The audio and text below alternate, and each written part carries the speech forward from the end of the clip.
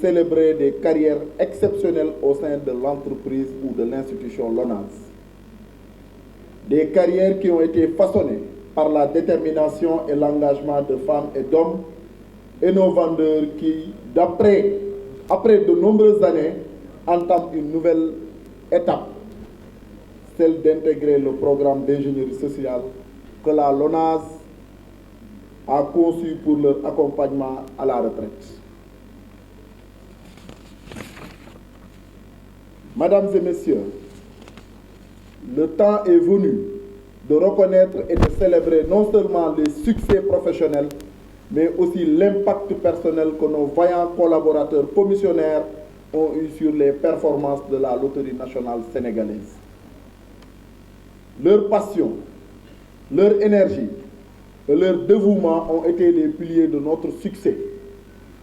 En tant que directeur général, je suis profondément reconnaissant envers chacun d'entre eux pour leur contribution inestimable. Leurs compétences, leur expertise et surtout leur persévérance ont été un modèle pour tous les travailleurs de la LONASE qui sont parmi nous. Chers bénéficiaires, vous avez été bien plus que de simples vendeurs. Vous avez été les relais de nos stratégies commerciales, nos ambassadeurs, ceux autour desquels se sont bâtis l'image et la crédibilité de la LONASE.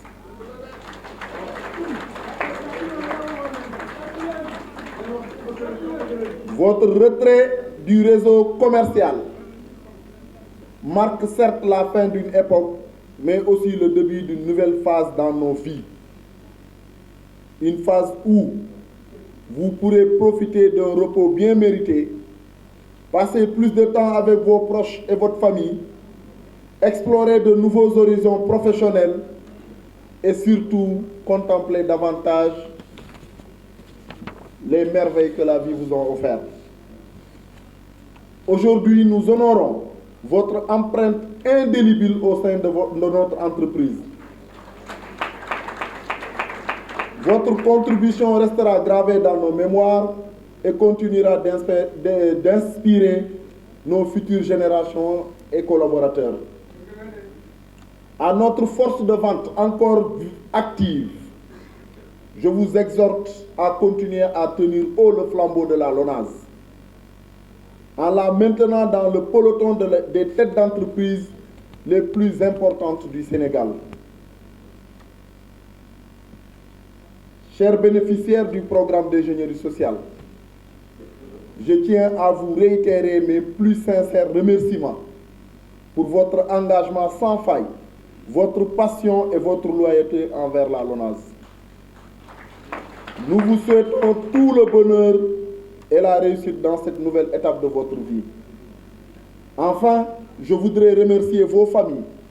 pour leur soutien inconditionnel. Elles ont sans doute été votre force et votre équilibre tout au long de ces années de service dévoué. Soyez certains que vous allez nous manquer, mais votre héritage perdurera au sein de la LONASE.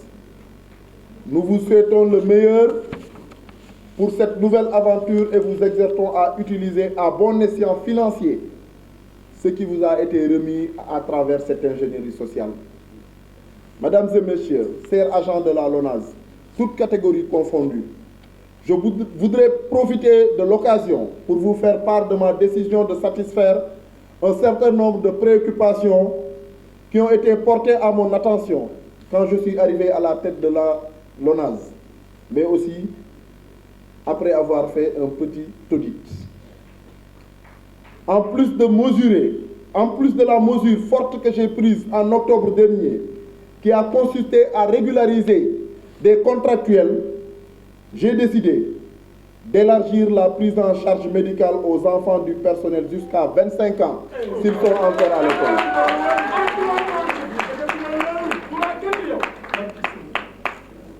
J'ai également décidé d'élargir la prise en charge médicale aux prestataires et à leurs familles, afin que leur prise en charge soit complète.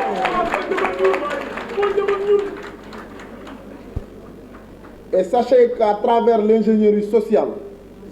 que ce soit pour les prestataires que, comme pour les vendeurs, nous sommes en train de réfléchir à comment vous accompagner dans des investissements liés à l'obtention d'un toit. Et c'est des mesures qui sont en train d'être étudiées avec le top management de la LONASE et le groupe CGF Bourse et d'autres types de placements afin de vous accompagner dans ce processus. Nous sommes sûrs que ces mesures contribueront, et j'en suis très convaincu, à renforcer le sentiment d'appartenance à la LONASE parce que vous en faites partie. Je tiens à vous remercier de votre aimable attention, à féliciter encore une fois notre force de vente et à leur dire aujourd'hui qu'il ne s'agit pas d'une retraite, il s'agit d'un rajeunissement, d'un commun accord de notre force de vente. Je tiens vraiment à vous féliciter, à féliciter l'équipe de la DCR, à féliciter l'ensemble des Lonasiens qui y ont contribué. Parce qu'aujourd'hui, il est bon de rappeler qu'un directeur général n'est rien derrière, s'il n'a pas derrière lui l'équipe qui s'est mobilisée, qui a aidé, qui a accompagné et qui a permis d'avoir les résultats qu'on est en train d'obtenir. waaw maa ngi nuyu ñëpp ku ci nekk ci tuuram ak santam di nuyu secrétaire général bi fi toog directeur yi di nuyu conseillers yi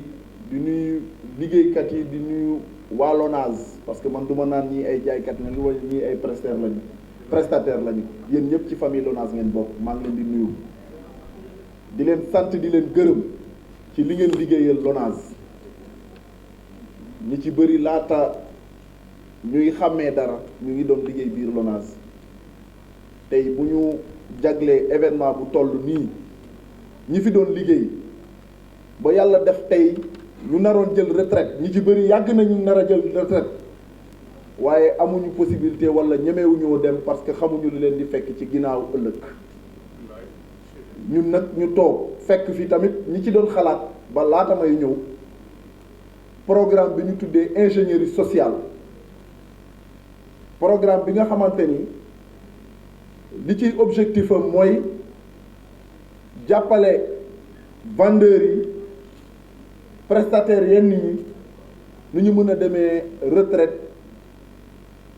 ak xel bu dal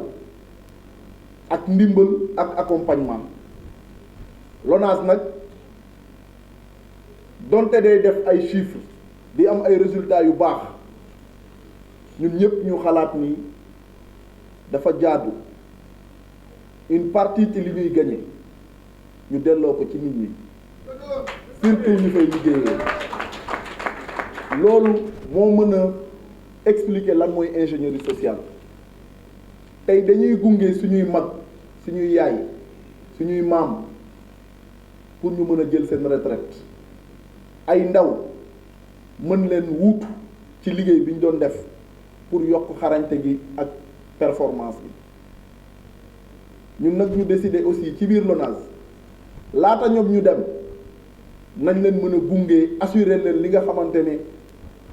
mën nañ ci jàppale seeni famille ñoom ñii nga xamante ni tey LONASE fu ñu tudd suñuy tuur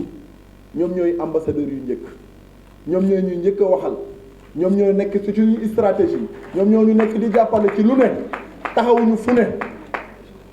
donc jar na tey ñu delloo leen njukkal ba pare décider gunge leen gunge boobu nag bokk na ci ay poŋ yu ñu jël mooy jàppale leen ci wàllum paj mi yaatal ko ba ci seeni doom yi nga xamante ni mën nañ am ñaari fukk ak juróom ci ay at waaye di nekk toujours di jàng beneen poñ bi mooy jàppale également